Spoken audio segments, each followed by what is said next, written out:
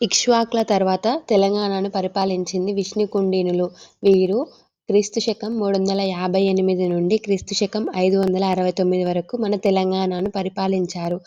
విష్ణుకుండినుల వంశ స్థాపకుడు ఇంద్రవర్మ. ఇతన్నే మహారాజేంద్రవర్మ అని కూడా అంటారు. ఈ విష్ణుకుండినుల రాజధాని ఇంద్రపాలనగరం, కీసర, అమరాపురం, దెందులూరు. వీరు అనుసరించిన మతం వైదిక మతం అంటే వైష్ణవం. రాజభాష సంస్కృతం. రాజలాంఛనం పంజాయతిన సింహము. చివరివాడు మంచన భట్టారకుడు.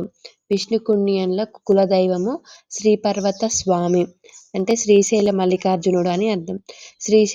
వంశంలో గొప్పవాడు రెండవ మాధవవర్మ.